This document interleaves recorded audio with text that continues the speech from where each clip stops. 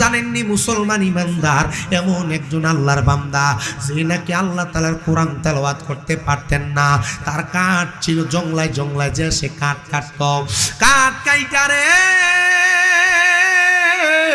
ওই বান্দাটা বাড়ির মধ্যে আইসা আল্লাহ তাআলার কোরআনটাকে খুইলা খুইলা তাকায়া থাকতো, আর ওই বান্দাটার চোখ দিয়া টপ টপ টপ টপ করে পানি পড়তো। ওই দামেস্কের বড় মসজিদের বড় ইমাম, বড় মহাদয় আল্লাহর ওলি, উনি তো খাস বুজুর্গ মানুষ। ওই বুজুর্গ আল্লাহর ওলিটা উনি বলেন, আমি প্রত্যেক দিন ফজরের নামাজ পড়ে আমি ততক্ষণ পর্যন্ত নামাজের মুসল্লা থেকে উঠি না যতক্ষণ পর্যন্ত সূর্য না উদয় হয়। মানে ফজরের নামাজ পড়া উনি নামাজের মুসল্লাতে বসে থাকে, সূর্য উদয় হইলে 2 রাকাত নামাজ আদায় করে, 2 রাকাত নামাজ আদায় কইরা ওই আল্লাহর বান্দাটা আল্লাহর কাছে দোয়া করে, আর আল্লাহর সাথে সাথে তার দোয়াটা কবুল করে নেয়। আপনার মনে প্রশ্ন, হুজুর ওই নামাজটা কিসের নামাজ? ওই নামাজটার নাম হলো চাষতের নামাজ, কেউ কেউ বলে দোহারের নামাজ। এই নামাজটা সূর্য উদয় হওয়ার 30 মিনিট পরে পড়া লাগে। এই নামাজটা আমার নবীও পড়তেন। মেশকাতুল মাসাবি হাদিসের কিতাবের বাবু সলাত অধ্যায়ে আমার নবীজির হাদিসে মুবারাকা সাহাবায়ে কেরাম বলে, আমরা নামাজ পড়ে বের হয়ে যাইতাম, কিন্তু আমরা তাকায় দেখতাম আমার নবীজি মসজিদে নববীর মধ্যে বসে থাকেন। নবীজি সূর্য উদয় হওয়ার আগ পর্যন্ত মসজিদ থেকে বের হন না, নামাজের মুসল্লা ত্যাগ করেন না। নবীজি নামাজের মুসল্লার ভিতরে 2 রাকাত নামাজ আদায় করে তারপর আমার নবী বের হইতেন। প্রিয় মুসলমান, এ বাবুর বাজার এলাকার মানুষ, এ বুড়িচং ষোলনলের মানুষ, আল্লাহর ওই বুজুর্গ বান্দা বলে, আমি আগের দিন রাত্রবেলা ইবাদত করতে করতে আমি ইবাদতের প্রতি মনোযোগী ছিলাম। আমি যখন ইবাদতের মধ্যে মনোযোগী ছিলাম, আমি দুনিয়ার জমিনের মধ্যে আর ঘুমের কথা চিন্তা করি নাই, কারণ আল্লাহর যারা খাস বান্দা তারা রাত্রবেলা বেশি ঘুমায় না, আল্লাহর যারা প্রিয় বান্দা তারা রাত্রবেলা বেশি ঘুমায় না, তারা বেশি খায় না, তারা বেশি কথা বলে না। নবী মোরারে মরণের কতদিন বাকি আমরা জানিলাম না গো, আল্লাহ মরণের।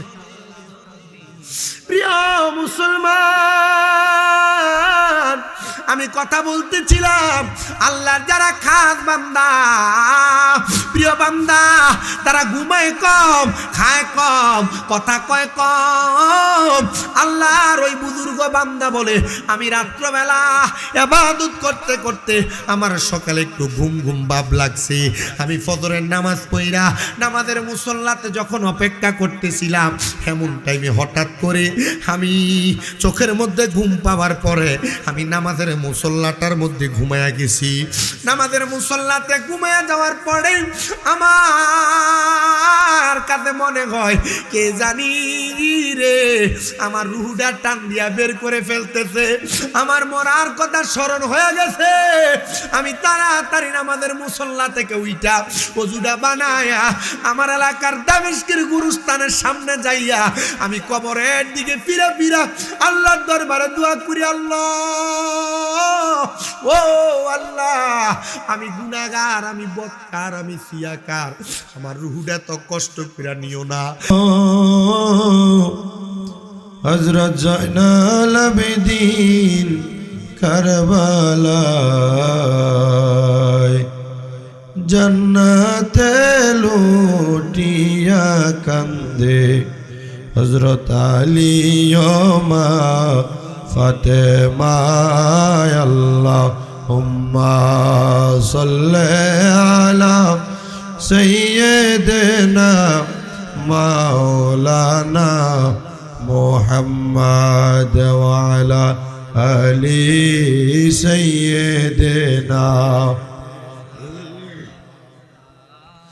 দিবানিশি কান্দরে মন গুনাহ মাফের লাগিয়া, মাফ করিয়া দিবেন তিনি যিনি রহমতের খাজিনা। আল্লাহুম্মা সাল্লি আলা সাইয়্যিদিনা মাওলানা মুহাম্মদ ওয়া আলা আলি সাইয়্যিদিনা। কার লাগিয়া কান্দরে মন, কে আছে তোর আপনা, উম্মতের দরদি নবী আসেন সোনার মদিনায়। আল্লাহুম্মা সাল্লি আলা সাইয়্যিদিনা মাওলানা মুহাম্মদ ওয়া আলা আলি সাইয়্যিদিনা মাওলানা মুহাম্মদ। লা ইলাহা ইল্লা যিকর, লা ইলাহা লাহু, লা ইলাহা লাহু, লা ইলাহা হাসবি রব্বি জাল্লাল্লাহ মা ফি কলবি গায়রুল্লাহ। বলেন হাসবি রব্বি জাল্লাল্লাহ মা ফি কলবি গায়রুল্লাহ। নূর মুহাম্মদ সাল্লাল্লাহু, নূর মুহাম্মদ সাল্লাল্লাহু, লা ইলাহা ইল্লাল্লাহ, লা ইলাহা ইল্লাল্লাহ, লা ইলাহা ইল্লাল্লাহ। কাউরে বানাইলা খলিলুল্লাহ, কাউরে বানাইলা সফিউল্লাহ। মোর নবীকে দয়া করে, মোর নবীকে দয়া করে বানাইলা হাবিবুল্লাহ। সুবহানাল্লাহ ওয়ালহামদুলিল্লাহ, লা ইলাহা ইল্লাল্লাহ। সুবহানাল্লাহ ওয়ালহামদুলিল্লাহ, লা ইলাহা ইল্লাল্লাহ। আল্লাহ সর্ব শক্তিমান, বান্দার প্রতি দয়াবান। আল্লাহ সর্ব শক্তিমান, বান্দার প্রতি দয়াবান। তিনি মোদের ইমানের ইমান, যিনি মোদের ইমানের ইমান। দয়াল নবী পাক সুবহান, সুবহানাল্লাহ ওয়ালহামদুলিল্লাহ, লা ইলাহা ইল্লাল্লাহ। সুবহানাল্লাহ ওয়ালহামদুলিল্লাহ, লা ইলাহা ইল্লাল্লাহ। বন্ধু নামাজ রোজা ছাইরো না, মা বাবার খেদমত ছাইরো না। নবীর দরুদ হইল না, বলেন নবীর দরুদ হইল না। নবীও তোমায় ভুলবে না। সুবহানাল্লাহ ওয়ালহামদুলিল্লাহ, লা ইলাহা ইল্লাল্লাহ, লা ইলাহা ইল্লাল্লাহ মুহাম্মাদুর রাসূলুল্লাহ সাল্লাল্লাহু আলাইহি ওয়াসাল্লাম। একটা জবানও বন্ধ নাই, মুহাব্বতের আওয়াজে উচ্চ কণ্ঠে জবান ছেড়ে দিয়ে জোরে জোরে আল্লাহ তাআলার ইসমে জাতের জিকির করি। আল্লাহ আল্লাহ আল্লাহ আল্লাহ আল্লাহ আল্লাহ আল্লাহ আল্লাহ আল্লাহ আল্লাহ আল্লাহ আল্লাহ আল্লাহ আল্লাহ আল্লাহ আল্লাহ আল্লাহ আল্লাহ। আই মোহাম্মদ কামলিওয়ালা, আই রে আমার বউকে আই। মাশাআল্লাহ, আল্লাহ আল্লাহ। আই মোহাম্মদ কামলিওয়ালা, আই রে আমার বউকে আই। মারহাবা, আল্লাহ আল্লাহ আল্লাহ আল্লাহ। কান্দে তোমার এই পাগল নবী, কান্দে তোমার পাগলেরা, শান্তি দেন আপনার কলি জাগায়। আই মোহাম্মদ কামলিওয়ালা, আই রে আমার বউকে আই। মারহাবা, আল্লাহ আল্লাহ আল্লাহ আল্লাহ।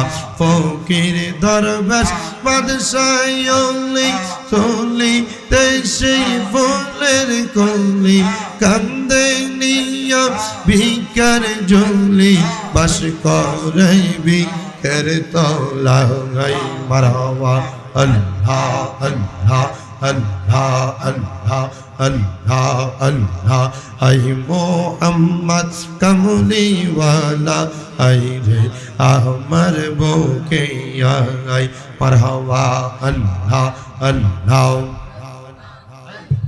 কত জনে বলে মোরে এই জগতে আপন কে ববে যদি পাইতে চাও গো তারে আপন সোনার মদিনা আই মোহাম্মদ কামলিওয়ালা আই রে আমার বুকে আই মারহাবা আল্লাহ আল্লাহ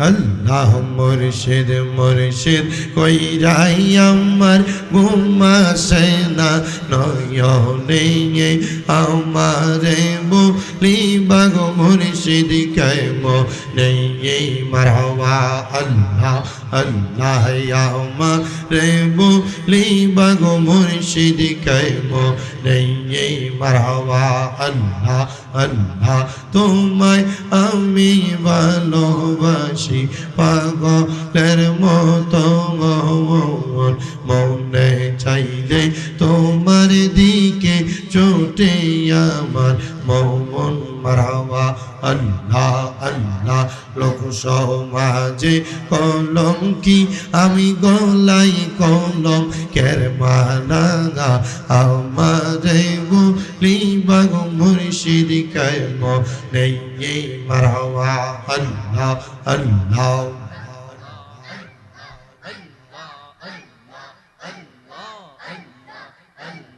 জবান খুলে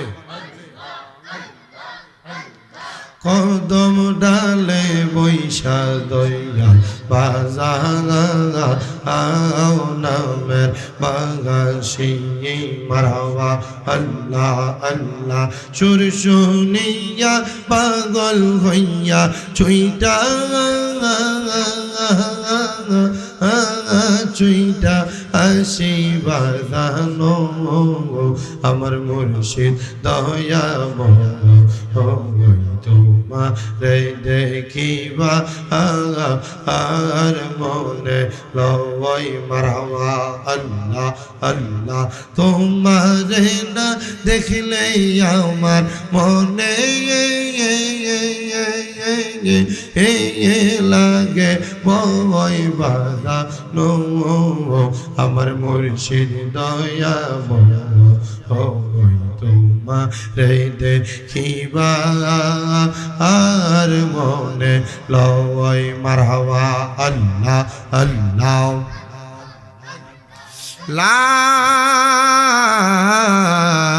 ইলাহা ইল্লাল্লাহু মুহাম্মাদুর রাসূলুল্লাহ সাল্লাল্লাহু আলাইহি ওয়াসাল্লাম আল্লাহুম্মা আমিন আল্লাহুম্মা আমিন আলহামদুলিল্লাহি রাব্বিল আলামিন আসসালাতু ওয়াসসালামু আলা রাসূলিল কারীম রব্বানা যালামনা আনফুসানা ওয়া ইল্লাম তাগফির লানা ওয়া তারহামনা লানাকুনান্না মিনাল খাসিরিন মাবুদু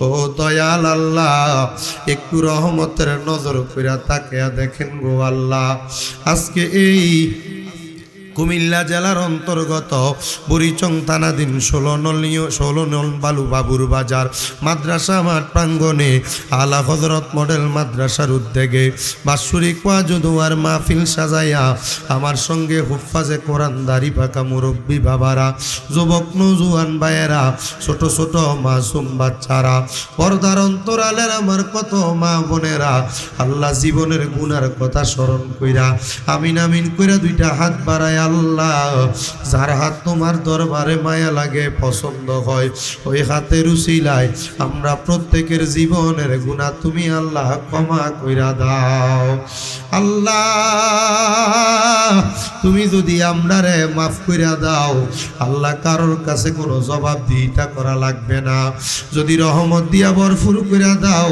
আল্লাহ তোমার রহমতের কোনো কমতি হবে না তোমার রহমানুর রহিম নামের খাতিরে আমরা প্রত্যেকের জীবনের গুনাহ মাফ করে দাও আল্লাহ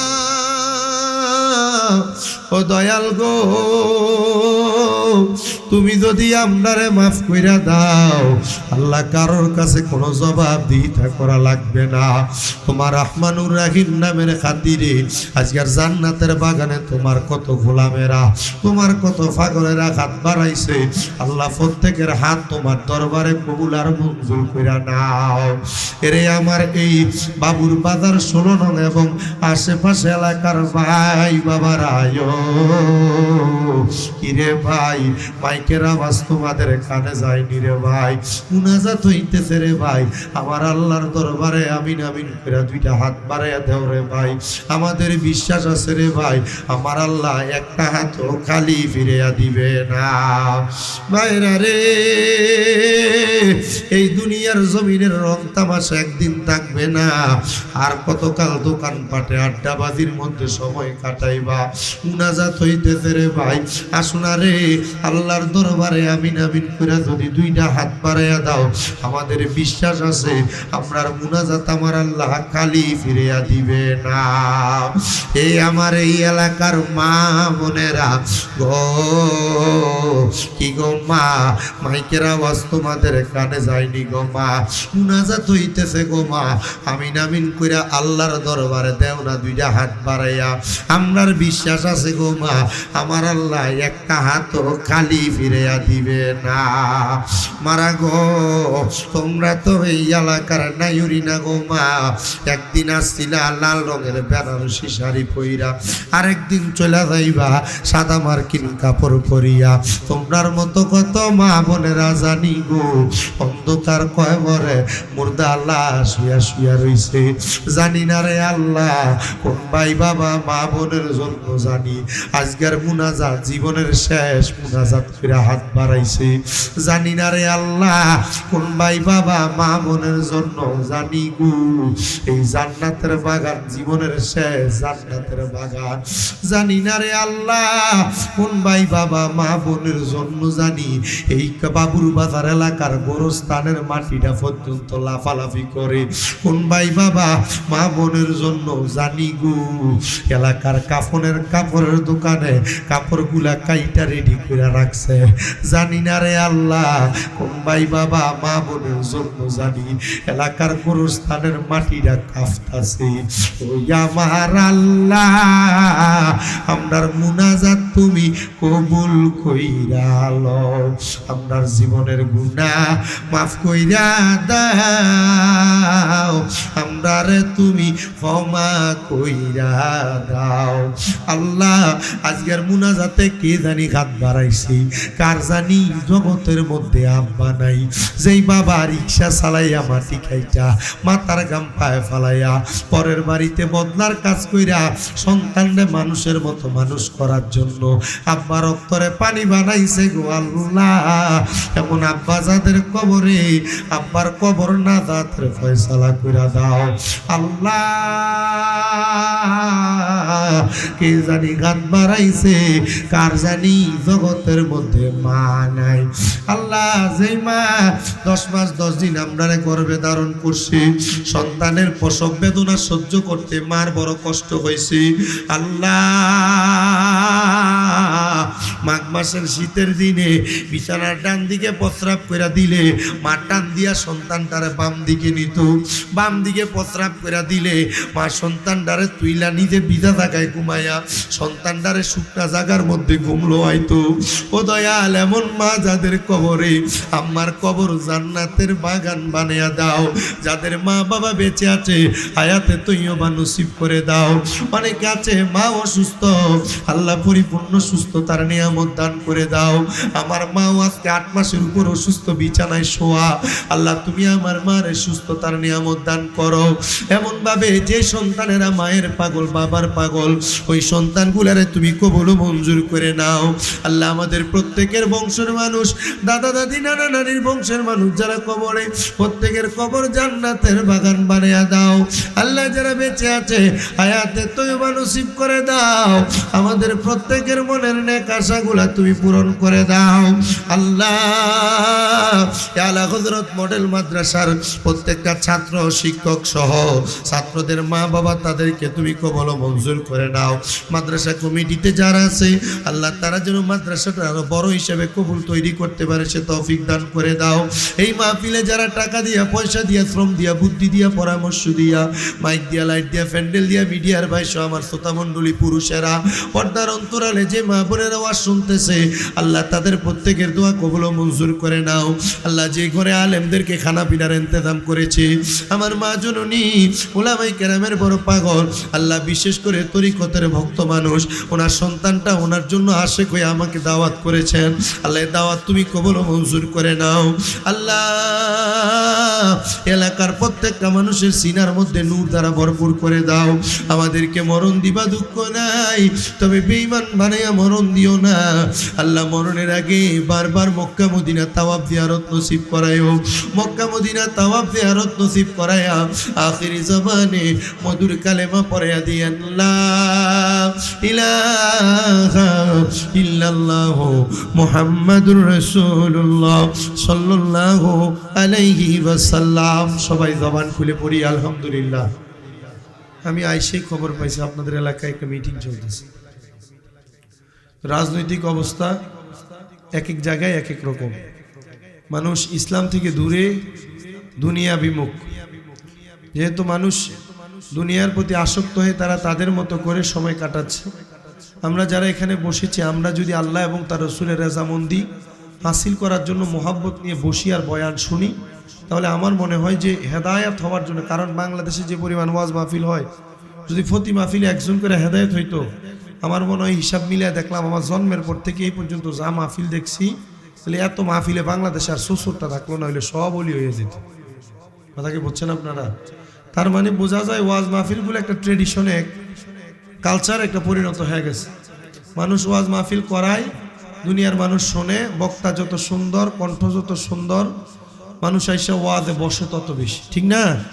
যেহেতু দুনিয়া বিমুখতার অবস্থা, আমরা যতটুকু এখানে বসেছি আমরা সবাই আল্লাহ তাআলার শুকর গুজার করব। কারণ হচ্ছে আল্লাহ তাআলা আমাদেরকে দয়া করেছেন, মায়া করেছেন বিদায় আজকে আল্লাহ এবং তার রসুলের সন্তুষ্টির জন্য ওয়াজ মাহফিলের বাগানে আসার বসার তৌফিক দিয়েছেন। করেন আলহামদুলিল্লাহ।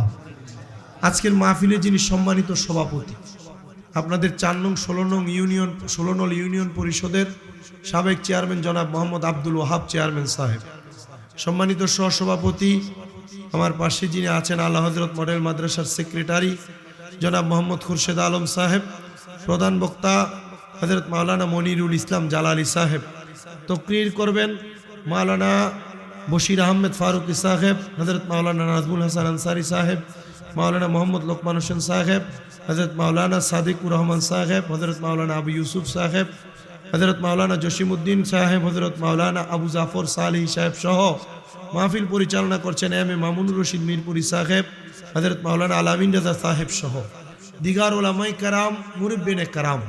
মহান আল্লাহ তাআলা আমাদেরকে জান্নাতের বাগানে আসার বসার তৌফিক দিয়েছে। সে আল্লাহর শুকর গুজার করে মোহাব্বতের আওয়াজে পড়ি আলহামদুলিল্লাহ। উপস্থিত হাজিরিন, আমরা এই দুনিয়ার জান্নাতের বাগান মাহফিলগুলাতে বসি আল্লাহ তাআলার সন্তুষ্টির জন্য। বলেন কার সন্তুষ্টির জন্য? আল্লাহ তাআলার সন্তুষ্টির জন্য। তো আল্লাহ তাআলার সন্তুষ্টির জন্য যারা মাহফিলে বসে তারা দুনিয়া এবং আখিরাতকে সুন্দর করার জন্য, তারা জান্নাত পাওয়ার জন্য দুনিয়ার সব ভালো ভালো কাজগুলা করে, ঠিক কিনা? আল্লাহর নবী রাহমাতুল লিল আলামিন নবী মদিনার তাজদার হুজুর নূর মুহাম্মদ মুস্তাফা সাল্লাল্লাহু আলাইহি ওয়াসাল্লাম নবী আমার আল্লাহ তাআলার কোরআনুল কারীম থেকে জানিয়ে দেয় উম্মত দুনিয়ার জমিনের মধ্যে যেই উম্মত আমার আল্লাহ তাআলার খুশি করার জন্য আল্লাহ তাআলার তিনটা কাজের মধ্যে তারা লিপিবদ্ধ সর্বদা লেগে থাকবে আমার আল্লাহ তাআলা তাদেরকে জান্নাতের মধ্যে একটা সুন্দর বাসস্থান প্রদান করবেন। সাহাবায়ে কেরাম বলেন ইয়া রাসূলুল্লাহ ইয়া হাবিবাল্লাহ ও মায়ের নবী গো আপনার কাছে জানতে চাই আপনি নবী বলেন না কোন তিনটা কাজের মাধ্যমে আমার আল্লাহ তাআলা বান্দাটারা জান্নাতের একবারে ভিতরের মধ্যে একটা ঘর নির্মাণ করে দেয়। নবী আমার জানায়া দে উম্মত রে দুনিয়ার জমিনের মধ্যে আল্লাহর কোন বান্দা যদি আল্লাহ তাআলার কাছে সিজদার মধ্যে অবনত হয়ে যায় নামাজের মধ্যে দাঁড়ায়া সুবহান রাব্বিয়াল আলা সুবহান রাব্বিয়াল আলা সুবহান রাব্বিয়াল আলা বলে আমার আল্লাহর কাছে তার মস্তকটাকে অবনত করে নিজেকে আল্লাহর কাছে একবারে বিলীন করে দেয় আমার আল্লাহ তাআলা ওই বান্দাটারে জান্নাতি বান্দা বানায়া দেয়। ইয়া রাসূলুল্লাহ ইয়া হাবিবাল্লাহ নবী গো আপনি বলেন না আমার আল্লাহ তাআলা আর কেমন নিয়ামত প্রদান করে দেয়। নবী আমার বলেন উম্মত শুনো শুনো দুনিয়ার জমিনের মধ্যে আল্লাহর কোন বান্দা যদি দুনিয়াতে তাইকা তার জবান দ্বারা সুবহানাল্লাহি ওয়াল হামদুলিল্লাহি ওয়ালা ইলাহা ইল্লাল্লাহু আল্লাহু আকবার এই বাণীগুলা বান্দার জবান দ্বারা বাক্যগুলা ব্যবহার করে জান্নাতের মধ্যে অসংখ্য ফেরেশতারা ওই বান্দার জন্য অপেক্ষমান হয়ে থাকে।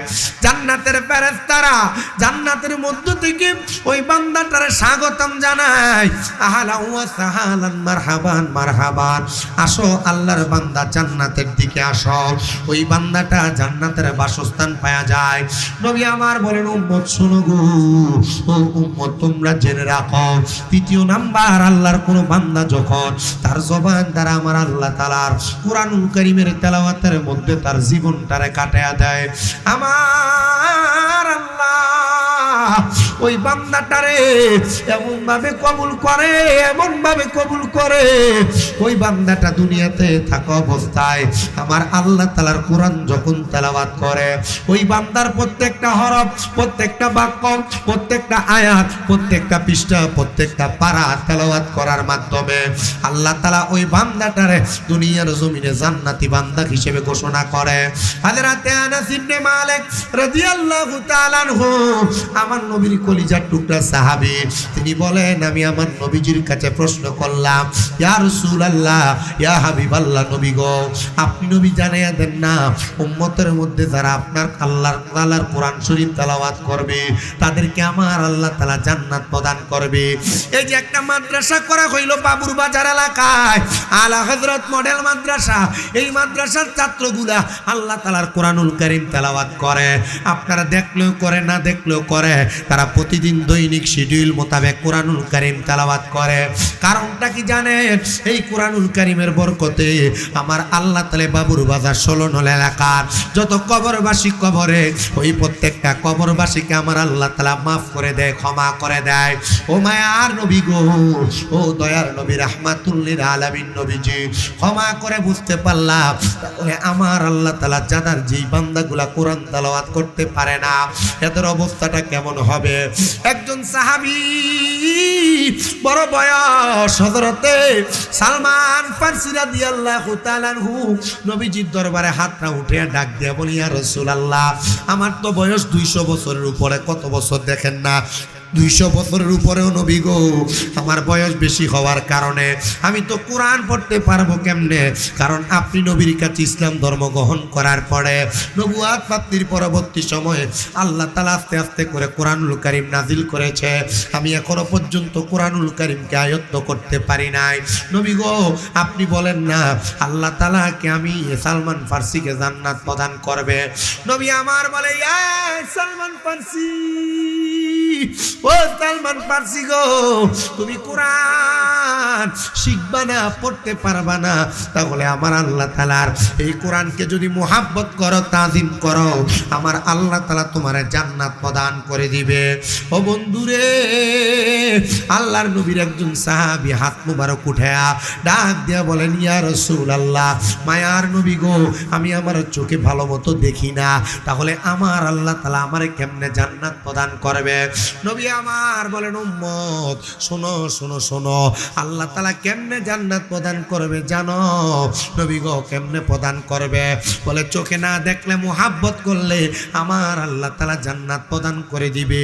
আমি মাঝে মাঝে মসজিদে অনেক মুসল্লিদেরকে দেখি যারা কোরআন শরীফটারে বুকের মধ্যে নিয়ে নিয়ে শুধু কান্দে। আমি জিজ্ঞাসা করলাম, ও মুরব্বী বাবারা, আপনি কেন কোরআন শরীফ বুকে নিয়ে কান্দেন?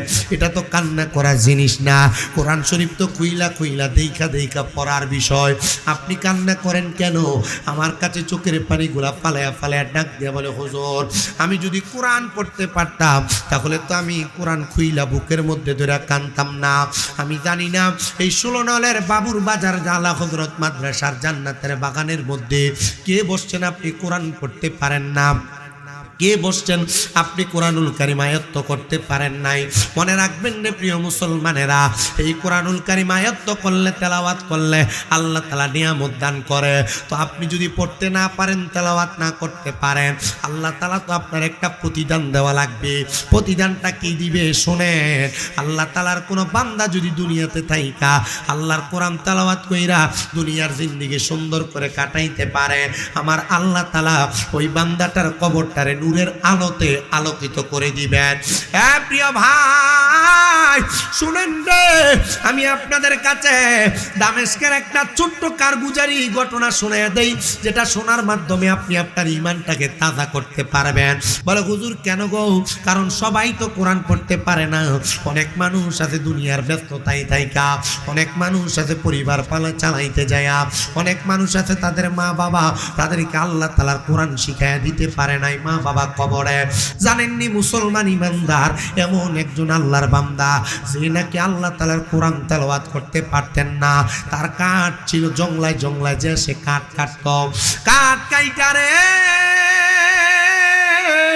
ওই বান্দাটা বাড়ির মধ্যে আইসা আল্লাহ তাআলার কোরআনটাকে খুইলা খুইলা তাকায়া থাকতো, আর ওই বান্দাটার চোখ দিয়া টপ টপ টপ টপ করে পানি পড়তো। ওই দামেস্কের বড় মসজিদের বড় ইমাম, বড় মহাদয় আল্লাহর ওলি, উনি তো খাস বুজুর্গ মানুষ। ওই বুজুর্গ আল্লাহর ওলিটা উনি বলেন, আমি প্রত্যেক দিন ফজরের নামাজ পড়ে আমি ততক্ষণ পর্যন্ত নামাজের মুসল্লা থেকে উঠি না যতক্ষণ পর্যন্ত সূর্য না উদয় হয়। মানে ফজরের নামাজ পড়া উনি নামাজের মুসল্লাতে বসে থাকে, সূর্য উদয় হইলে 2 রাকাত নামাজ আদায় করে, 2 রাকাত নামাজ আদায় কইরা ওই আল্লাহর বান্দাটা আল্লাহর কাছে দোয়া করে, আর আল্লাহর সাথে সাথে তার দোয়াটা কবুল করে নাই। আপনার মনে প্রশ্ন, হুজুর ওই নামাজটা কিসের নামাজ? ওই নামাজটার নাম হলো চাষতের নামাজ, কেউ কেউ বলে দোহারের নামাজ। এই নামাজটা সূর্য উদয় হওয়ার 30 মিনিট পরে পড়া লাগে। এই নামাজটা আমার নবীও পড়তেন। মেশকাতুল মাসাবি হাদিসের কিতাবের বাবু সালাত অধ্যায়ে আমার নবীজির হাদিসে মুবারাকা সাহাবায়ে কেরাম বলে, আমরা নামাজ পড়ে বের হয়ে যাইতাম, কিন্তু আমরা তাকায় দেখতাম আমার নবীজি মসজিদে নববীর মধ্যে বসে থাকেন। নবীজি সূর্য উদয় হওয়ার আগ পর্যন্ত মসজিদ থেকে বের হন না, নামাজের মুসল্লা ত্যাগ করেন না। নবীজি নামাজের মুসল্লার ভিতরে 2 রাকাত নামাজ আদায় কইরা তারপর আমার নবী বের হইতেন। প্রিয় মুসলমান, এ বাবুর বাজার এলাকার মানুষ, এ বুড়িচং 16 নলের মানুষ, আল্লাহর ওই বুজুর্গ বান্দা বলে, আমি আগের দিন রাত্রবেলা ইবাদত করতে করতে আমি ইবাদতের প্রতি মনোযোগী ছিলাম।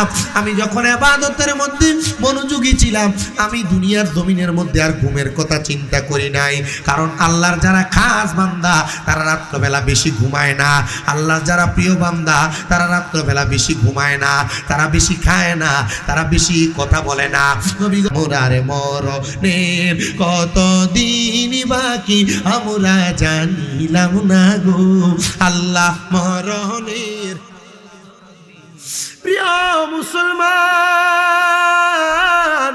আমি কথা বলতেছিলাম আল্লাহর যারা খাস বান্দা প্রিয় বান্দা তারা ঘুমায় কম খায় কম কথা কয় কম আল্লাহর ওই বুজুর্গ বান্দা বলে আমি রাত্রবেলা ইবাদত করতে করতে আমার সকালে একটু ঘুম ঘুম ভাব লাগছে আমি ফজরের নামাজ পড়া নামাজের মুসল্লাতে যখন অপেক্ষা করতেছিলাম এমন টাইমে হঠাৎ করে আমি চোখের মধ্যে ঘুম পাওয়ার পরে আমি নামাজের মুসল্লাটার মধ্যে ঘুমায়া গেছি নামাজের মুসল্লাতে ঘুমায়া যাওয়ার পরে আমার কাছে মনে হয় কে জানি রে আমার রুহুটা টান দিয়া বের করে ফেলতেছে আমার মরার কথা স্মরণ হয়ে গেছে আমি তাড়াতাড়ি নামাজের মুসল্লা থেকে উইটা ওযুটা বানায়া আমার এলাকার দামেস্কের গুরুস্থানের সামনে যাইয়া আমি কবরের দিকে ফিরে ফিরে আল্লাহর দরবারে দোয়া করি আল্লাহ ও আল্লাহ আমি গুনাহগার আমি বদকার আমি সিয়াকার আমার রুহুটা তো কষ্ট করে নিও না আমি যে স্বপ্ন দেখছি গো এই স্বপ্ন যদি সত্যি হয়ে যায় আমি মরণের সময় বড় কষ্ট পাবো আমার আল্লাহ রাব্বুল আলামিন জানায়া দেয় এ বান্দা চিন্তা নাই টেনশন নাই কারণ লা খাউফুন আলাইহিম ওয়ালা হুম ইয়াহজানুন যারা আল্লাহর বন্ধু তাদের কোনো ভয় নাই চিন্তা নাই টেনশন নাই কোনো ভয় কইরো না আল্লাহর বান্দা কয় আমি এই কথাটা শোনার পরে একটু স্থির হইলাম কিন্তু আমি এমন জায়গার মধ্যে দাঁড়াইছি কবরস্থান আমার নাকের মধ্যে কি জানি একটা সুঘ্রাণ আসতেছে আমি সুঘ্রাণটা পাইয়া বড় অবাক হয়ে গেলাম প্রত্যেকে তো সুঘ্রাণ আসে আমি মনে করেছিলাম এই গুরুস্থানের মধ্যে মনে হয় একটা মানুষকে মাটি দেওয়া হয়েছে যার মাটি দেওয়ার পরে আমরা কবরের উপরে যে আতর লোবান সেটাই মনে হয় সেই ঘেরান আসতেছে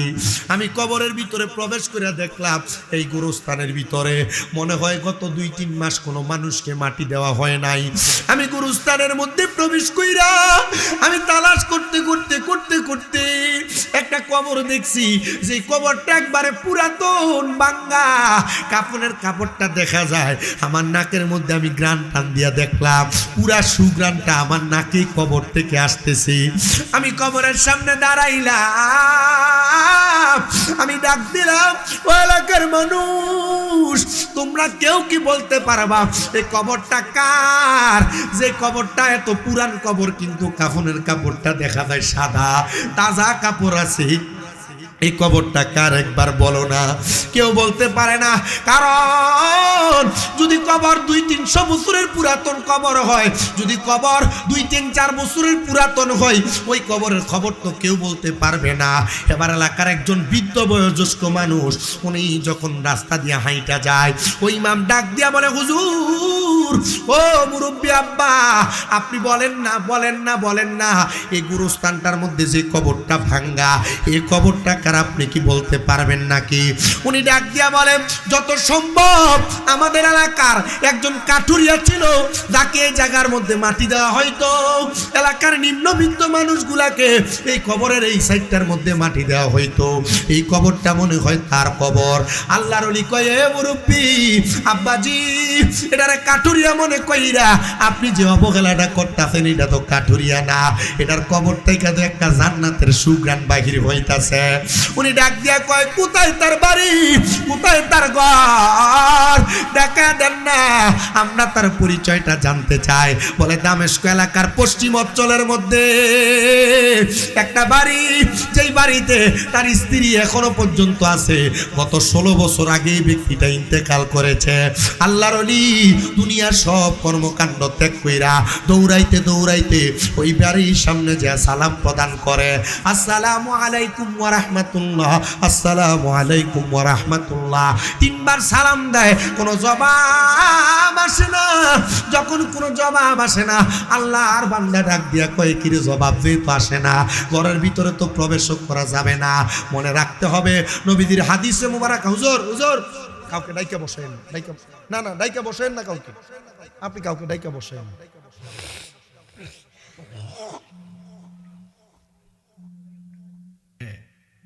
কাউকে ডাইকা বসানোর দরকার কারণ এটা জান্নাতের বাগান আমি আমার জীবনে কোনো মাহফিলে কাউকে ডাইকা বসাই আমার আজকে 6 দিন শরীরটা খুব খারাপ আমি গায়ের জোরে গত 3 দিন ওয়াজ করছি গতকালকে আমার গলা দিয়ে কথাও আসে নাই, এটা আল্লাহ তাআলার হয়তো অশেষ মেহেরবানি, আজকে কথা আসতেছে।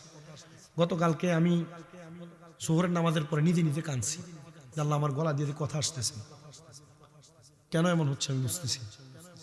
আল্লাহর কাছে দোয়া করছি, আল্লাহ আজকে যদি আমার মাহফিলটা মিস হয় ভালোই। আমি মাহফিলে রওনাও দিছি, বিশ্ব রোড পারে একটা চাঁদপুর আছে, ওই জায়গায় যাওয়ার পরে আমি মাহফিল কমিটিতে কল দিয়ে খোঁজ নিচ্ছি যে ভাই আমি তো আসতেছি, কোন দিকে যাবো? হুজুর কই আইয়েন আপনি মাহফিলে? হুজুর আমরা তো আপনার দাওয়াত দিচ্ছি 27 সালের 19 জানুয়ারি, মানে আগামী বছর 19 জানুয়ারি, আর আমার এই বছর দাওয়াত দিচ্ছে, আর আমি মাহফিলে যাইতে ধরছি। আমি আল্লাহর কাছে চোখের ফানিটি ফালাই দিচ্ছি লগে লগে, আল্লাহ তুমি আমার মেহেরবানি করছো। তাড়াতাড়ি যাই ওষুধ নিয়ে বাড়িতে গেছি, আমার ড্রাইভার সাহেব নিয়ে খাওয়া দাওয়া করে ওষুধটা খাইয়ে বাড়িতে ঘুমাইছি, যে রাত্র মনে হয় 1:30 বাজে বা 1:42 বাজে, এমন আমার পুরা শরীরে একটা ঘাম দিছে, যে আমার কাছে একটু কেমন জানি লাগছে, ওইটা বমি হয়েছে। এরপরে আমি ওই জায়গায় আমার ঘরে গড়গড়া কইরা আমি বৈশা রয়েছি। আমার আম্মাটা অসুস্থ, আজকে 8 মাসের উপরে, 9 মাস চলে, লাঠি বোর্ড দিয়ে দিয়ে হাঁটা লাগে। আমার আম্মা পাশের ঘর থেকে আমার রুমে আসছে, কি তারে শরীর কি খারাপ বেশি? আমি বুঝছি না এত খারাপ না, কারণ আমার অসুস্থতার কথাগুলো টেনশন করে, এত খারাপ না। আমি শুয়ে রয়েছি, আম্মা আমার পাশে মনে হয় 1 ঘন্টার উপরে আমার পাশে বসে, তবু আমি আমার না জেহাল করি নাই, আমার সাথে কথাটা বইলা আবার একটু ঘুমাইছি, আবার ঘুম ভেঙে গেছে। ফজরের নামাজটা পড়ে শুইছি, এক ঘুমে মনে হয় 10:30টায় উঠছি। আমি মাহফিল করে গেলেও যদি ঘুমাই, আমার মোটামুটি সকালে ঘুমাইলে ফজরের পরে জোহর হয়ে যায়, কিন্তু গতকাল আজকে আর হয় নাই। আমি এখনো পর্যন্ত সজাগই, আমি কত রকমের ওষুধ যে খাইছি আজকে, এটা আল্লাহ ভালো জানে। কিন্তু আপনাদের এখানে আইসা, এটা আল্লাহ তাআলার অশেষ মেহেরবানি আর শুকরিয়া। আমি কয়েকটা কথা বলতেছি, আমাকে আল্লাহ শক্তি দিছে কথা বলার। আমি প্রথম যখন মাইক ধরছি আমার গলা দিয়ে তো কথাই আসতেছিল, আল্লাহর অশেষ মেহেরবানি। আপনারাও আসছেন, এটা আল্লাহর দরবারে শুকরিয়া। আর আমি আমার জীবনে এটা বলি, আমার জীবনে কোনোদিন মানুষের ডাইক্যান না মাহফিলে বসাইছি না। আমি ওয়াজ করছি, ফ্যান্ডেল ফুরে গেছে, আমি ওয়াজ করছি, ফ্যান্ডেল আইয়া নিজে নিজে ফুটছে। আমি তো আপনাদের এদিকে ওই যে কিনা সোনাই স্যার আসছিলাম শুধু এখানেই, এইটুকুকে আমি আর এদিকে আসছিও না, আমি রাখতে পারি না আমার কুমিল্লার মাহফিল্লি। আল্লাহর এটা অশেষ কি মেহরবানি। আমি কইছি যে ভাই আমার ওই যে হুজুর আলামিন হুজুর না, আলামিন হুজুর আর আমার ভাই মোহাম্মদ কি জানো, নজরুল ভাই, নজরুল ইসলামের বিয়া গেছিল। আমি কইছি ভাই আমি আসার পরে হয়তো চেষ্টা করলে আমি আধা ঘন্টা 40 মিনিট সময় দিব। হুজুর এইটা হইলে চলবো, যে আমার ভাই নাম নাকি আপনার সোলাইমান ভাই। এবারটা যাক, এটা আল্লাহর মেহেরবানি। হয়তো এবার মা ওসিয়ত করছে আমি জানাজা পড়ানোর জন্য, শুধু এই কথাটা শুনে আমি আসছি, কসম কি খোদার, এই একটা কথা শুনে আমি আসছি। আর নচেত আমি আমার এই অসুস্থতাতে আমি প্রেশার নিতে বাধ্য না, রাজিও না। না আল্লাহ তাআলা জানে আমার কি পরীক্ষা ফালাইছে। তবে আমি মনে করি যে এই এখন যে আবহাওয়া, যাতে দেখলাম যে বক্তা বেশিরভাগ অনেকগুলোই অসুস্থ, আর আল্লাহ আমার শরীরে কদ্দুর করে তা আপনি কন্ত, সেই শুরু হয়েছে যে সেপ্টেম্বরের শুরু থেকে এখনো পর্যন্ত রানিং মাহফিল করতেছি। এই যে 6 ঘন্টা জার্নি করে হবিগঞ্জ সিলেট যাওয়া, আবার আসা 12 ঘন্টা, 2 ঘন্টা ওয়াশ করুন, এমনি তো 12-14 ঘন্টা শেষ হয়ে যায়। তো আমারও তো এটা শরীর, আমার উপর দিয়ে দেখা যায় দোয়ান ভিত্তি দিয়ে বুড়া, বুঝতে পারছেন তো? আমি আপনাদের কাছে যে কথাটা শোনাইতেছি একটু শোনেন শুধু। না ভাই আওয়াজ ঠিক আছে ভাই, মাইকের আওয়াজ ঠিক আছে, এটা আমার আমি দূর থেকে কথা কইতেছি, কারণ আমি যে চিল্লাই এরা আমার ওয়াজটা বুঝতো না। বাইরে বাইরে বাইরে মাইকের সাউন্ড বাড়াই দাও, আমার স্ট্যান্ডালে যা আছে তা চলবে। আমি আপনাদের কাছে যে কথাটি বলতেছি, আপনারা কি আমার কথাগুলো বুঝতেছেন? এখন থেকে আমি যে কথাগুলো বলবো, আমি বেশি, আমি আর হয়তো 5-7 মিনিট আমি একটু কথাগুলো বলে বিদায় নিচ্ছি, একটু শোনেন শুধু মনোযোগ দিয়ে, ধৈর্য নিয়ে। আল্লাহ তাআলার খাস বান্দা, উনি ঘরের দরজায় গেছে, 3বার সালাম দিতে কোনো জবাব নাই। হুজুর আমরা মেসকাতে হাদিস শরীফ পড়ছিলাম, বাবু সালাম অধ্যায়ে, মাদ্রাসায় ক্লাস 9-10 হাদিস শরীফ পড়ানো হয়। হাদিস শরীফের ভিতরে বলছে যে কারোর ঘরের দরজার ভিতরে যাইয়া 3বার সালাম দিলে যদি কোনো জবাব না দেয়, ওই ঘরে ঢুকা যাবে না, বের হয়ে আসতে হবে। যদি এটা তোমার মা বাবার ঘর হয়, কার ঘর? মা বাবার রুমও যদি হয়। আর আমরা তো ভাইয়ের বউয়ের ঘরের ভিতরে ভাবি, এটা সুন্নতের খেলাফ। আল্লাহর বুজুর্গ বান্দা সালাম প্রদান করেছে কিন্তু প্রবেশ করে নাই, ফিরে চলে যাচ্ছে, কারণ ঘরের মধ্যে প্রবেশ করার অনুমতি আসে নাই। আর যদি বুজুর্গ ঘরে মানুষ নাই, কি করবে? সালাম দিয়ে ঢুকবে। যদি কোনো খারাপ জিন ভূত থাকে ফালাইব, মারহাবা করুন।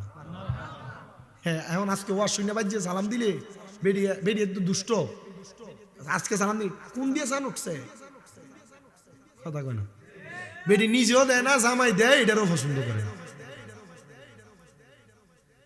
বলুক আমরা যেন সালাম দিয়ে যেন আমাদের নিজের ইমান আর নিজের আমলটারে ঠিক রাখি আর নসিব মরার সময় জিব্বায় কামড় দিয়ে মরে যাবেন টের পাইতেন না মরার সময় প্রস্রাব পায়খানা করতে করতে মরবেন এই আমল আখলাক না থাকার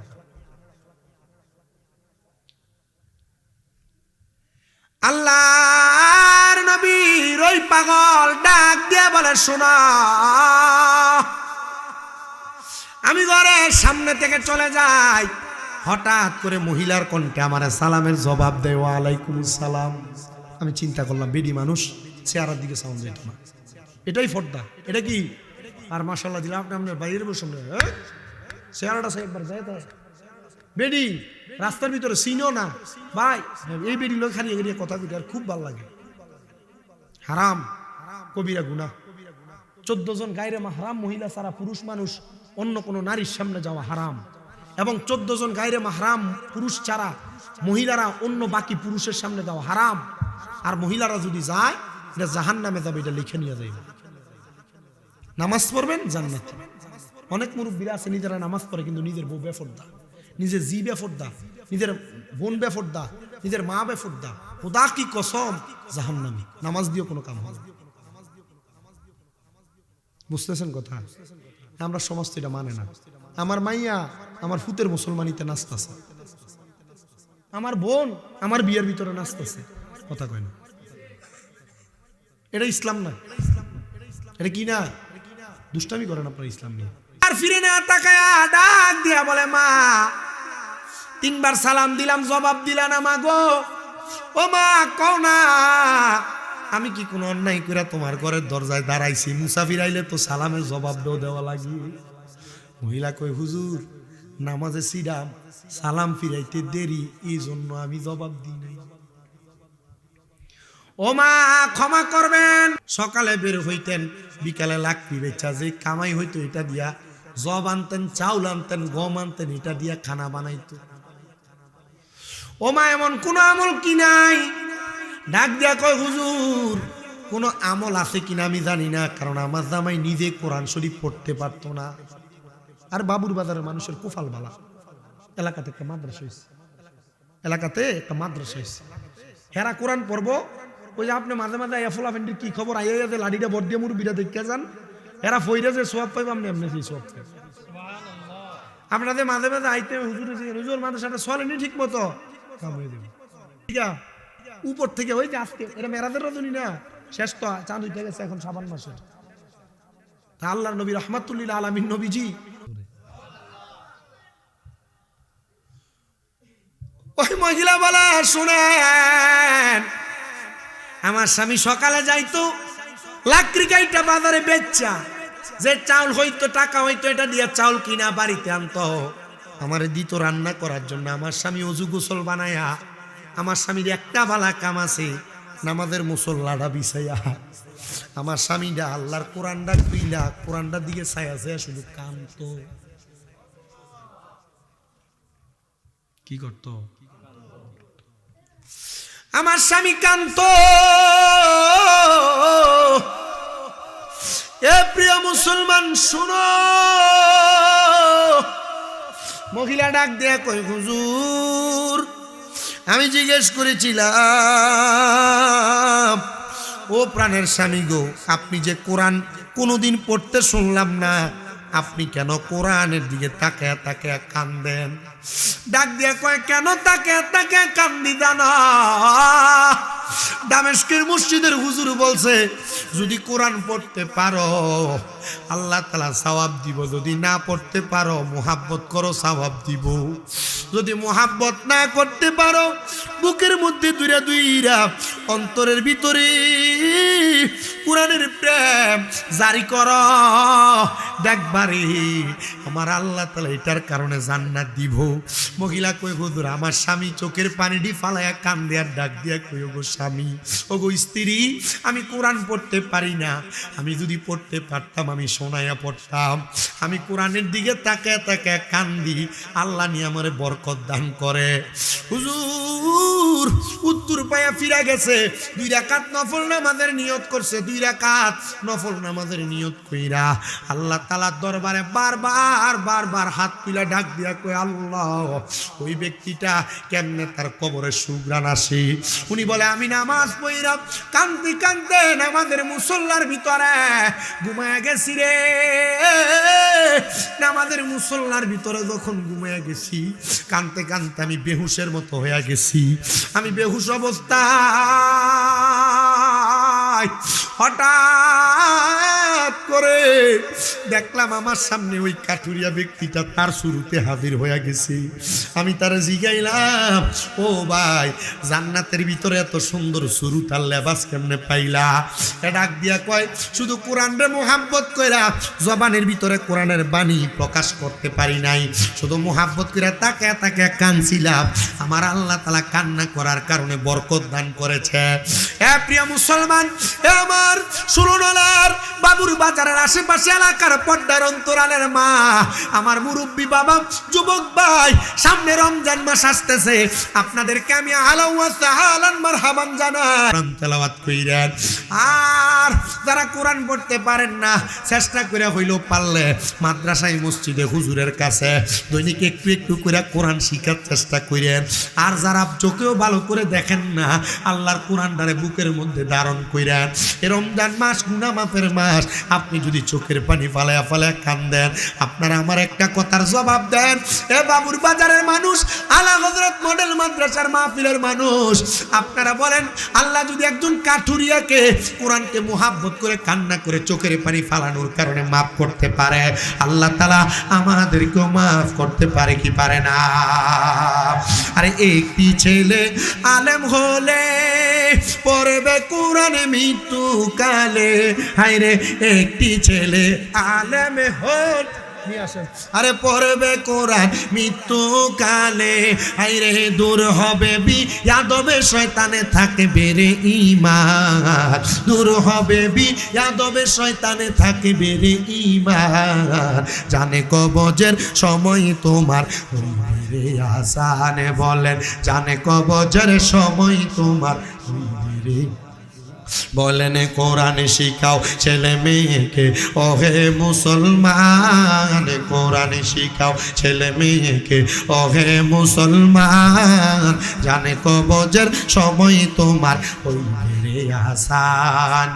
একটি মেয়ে আলেমা হলে, আরে পড়বে কোরআন মৃত্যু কালে, বলেন একটি মেয়ে আলেমা হলে, আরে পড়বে কোরআন মৃত্যু কালে, দূর হবে বিয়াদবে শয়তান থাকবে রে ঈমান, দূর হবে বিয়াদবে শয়তানে থাকবে রে ঈমান, জান কবজের সময় তোমার হইবে রে আসান। করেন আলহামদুলিল্লাহ। আমি আপনাদের কাছে কোরআন তেলাওয়াতের ফজিলত বলছি। এই কোরআন আমাদেরকে জান্নাত পর্যন্ত নিতে পারে, ঠিক কিনা? যতটুক পর্যন্ত বলছি, একটা কাঠুরিয়া শুধু কোরআনের দিকে তাকে কান্না করার কারণে আল্লাহ তারা মাফ করে দিছে। তাহলে আল্লাহ চাইলে আমাদেরকেও মাফ করতে আসতে কইছে। আরো জোরে কর না।